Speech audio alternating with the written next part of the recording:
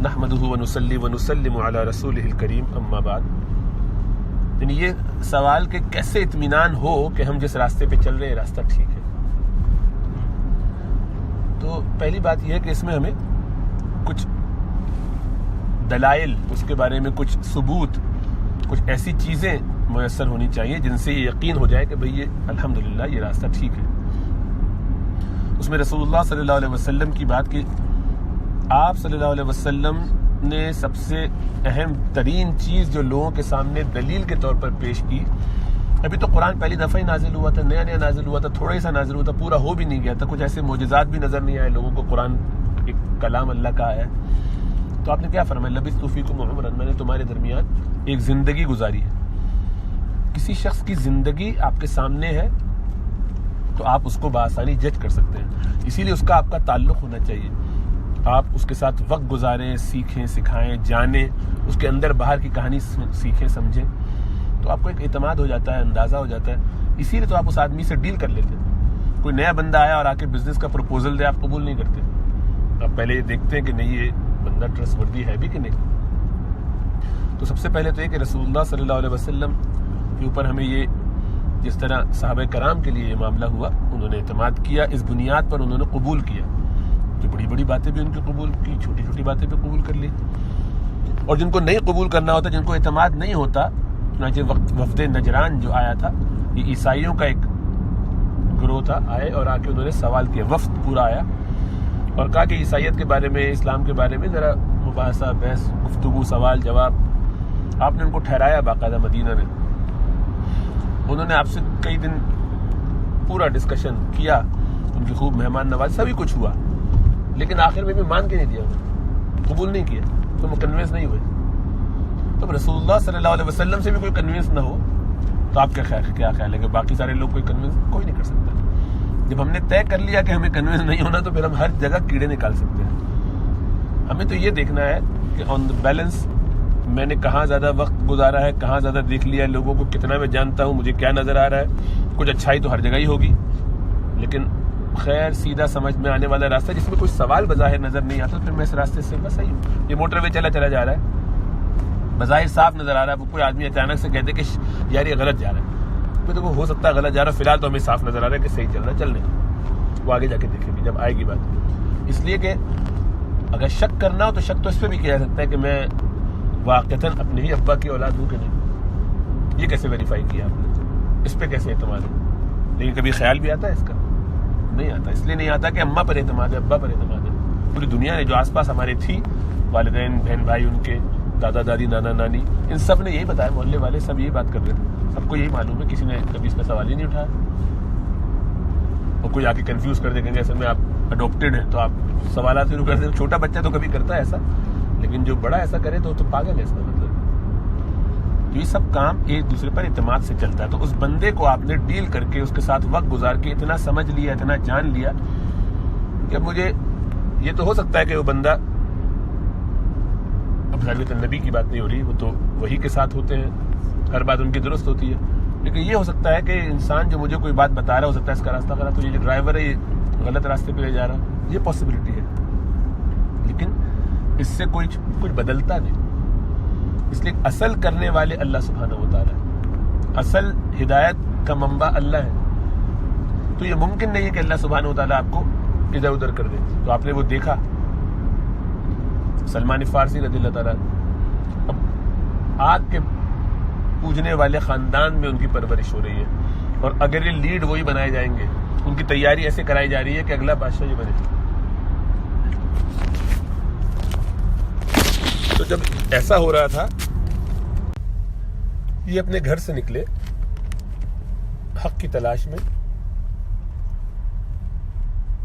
3 یا 4 عیسائی بڑے بڑے پادریوں کے پاس رہے اور رکے، اور عجیب بات ہے کہ پہلا والا 2 نمبر ہی نکلا، دوسرے والے، تیسرے والے، چوتھے والے ٹھیک نکلے. انہوں نے صحیح مشورہ دیا.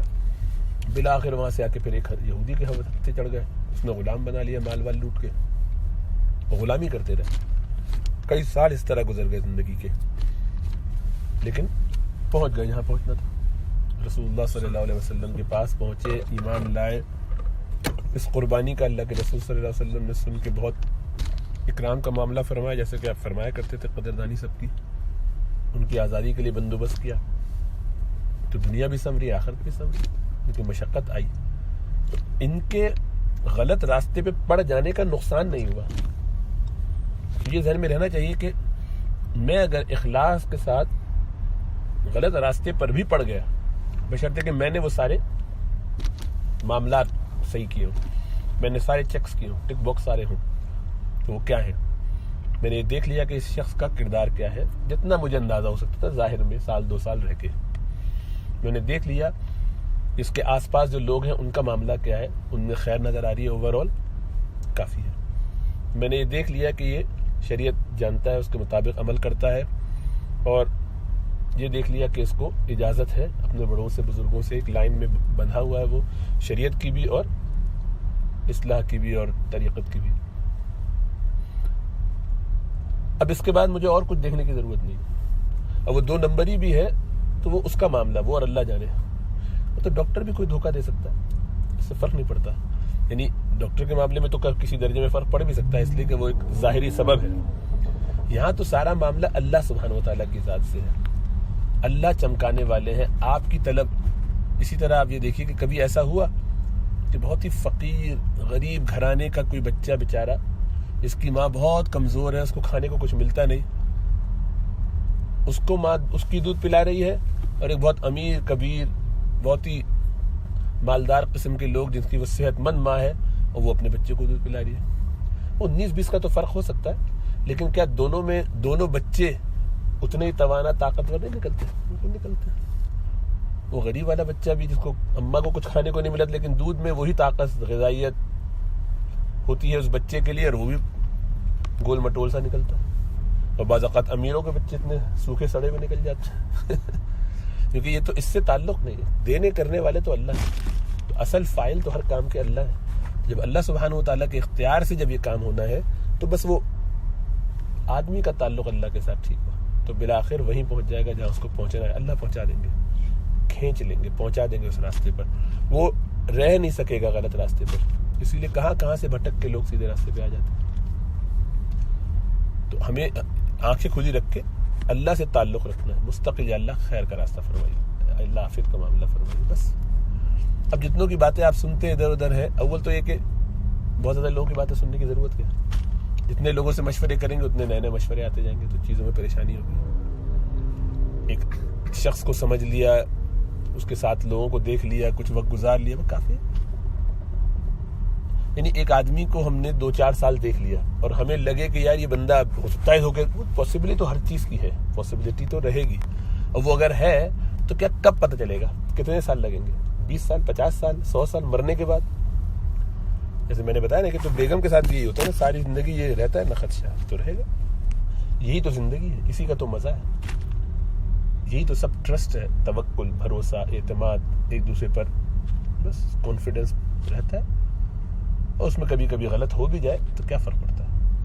اس لیے کہ ہماری نیت ٹھیک ہے، ہمارا طریقہ ٹھیک ہے، ہم نے سارے کام پراپر طریقے سے کیے ہیں، اب جو بھی آؤٹ کم ہوگا وہ خیر ہی خیر رہے گا، اس میں پریشانی کی بات نہیں۔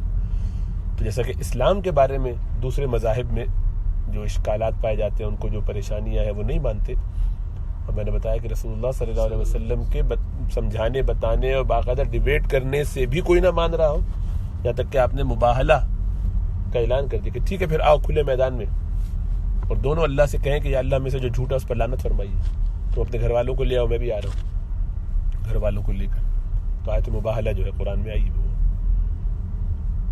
تو یہ یہاں تک بات ہوئی، تب جا کے ذرا وہ اس وقت تو چیلنج قبول کے، لیکن اگلے دن آئے نہیں ڈر کے مارے، وہ یہ سوچیے کہ اگر یہ واقعی سچے نبی ہوئے تو عذاب آ جائے گا اللہ کا، تو اس لیے نہیں کرتے، مان تو نہیں رہے ان کی بات، لیکن یہ پاسبلٹی چونکہ تو جو کنفیوز رہتے نا وہ ساری زندگی کنفیوز رہتے، نہ ادھر نہ ادھر، تو اپنا نقصان کیا، ورنہ اس وقت ایمان لاتے تو آج صحابی ہوتے، بڑے بڑے صحابہ میں شامل ہوتے، دین کو پھیلانے والے، قیامت تک اجر ہی اجر سمیٹتے۔